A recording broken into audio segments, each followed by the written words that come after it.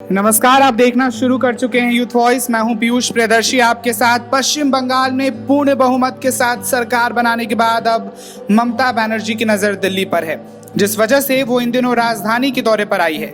इस दौरान उन्होंने विपक्षी दलों की कई नेताओं से मुलाकात की, साथ ही मोदी सरकार पर जमकर हमला बोला। उन्होंने कहा कि अब पूरे देश में खेला होगा। ये एक सतत प्रक्रिया है, जब आम चुनाव आएंगे तो वो मोदी बनाम देश होगा। सीएम ममता के मुताबिक नरेंद्र मोदी 2019 में लोकप्रिय थे, अब उन्होंने कोरोना महामारी में मरे लोगों का रिकॉर्ड रखना जरूरी नहीं समझा, जिस वजह से सबों का अंतिम संस्कार किए बिना उन्हें गंगा जी में फेंक दिया गया। इस त्रासदी में जिन लोगों ने अपनों को खोया है वो कभी पीएम मोदी को माफ नहीं करेंगे। इस वजह से आने वाला चुनाव देश बनाम नरेंद्र मोदी होगा।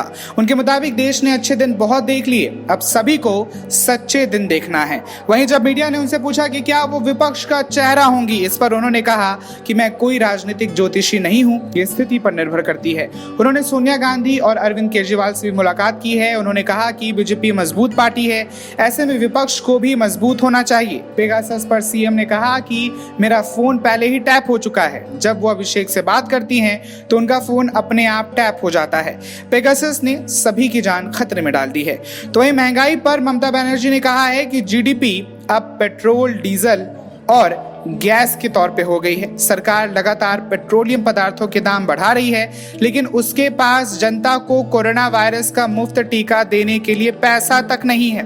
त्रिपुरा में हुई हिंसा पर उन्होंने कहा है कि उनकी ओर से कई लोगों को त्रिपुरा भेज दिया गया है, लेकिन उनको वहां पर नजरबंद कर दिया गया है। सीएम ममता बनर्जी ने कहा है कि वो एक साधारण कार्यकर्ता है और एक कार्यकर्ता ही बनी रहना चाहती है। इसके अलावा उन्होंने कहा कि मेरे सभी विपक्षी नेताओं से अच्छे संबंध है और देश में अगर राजनीतिक आंधी आई तो उसे कोई रोक नहीं सकेगा। अगर विपक्षी दल सीरियस होकर इस पर काम करे तो 6 महीने में नतीजे दिख सकते हैं। तो इन बातों से तो आने वाले लोकसभा चुनाव में सिर्फ एक ही संकेत मिल रहे हैं कि ममता आगे आगे, विपक्ष पीछे पीछे। इसी के साथ इस न्यूज रिपोर्ट में सिर्फ इतना ही। बाकी कमेंट सेक्शन में इस खबर पर अपनी राय हमें जरूर बताएं और हर लेटेस्ट अपडेट्स के लिए यूथ वॉइस के फेसबुक पेज और यूट्यूब चैनल को लाइक, शेयर और सब्सक्राइब अभी करें। शुक्रिया।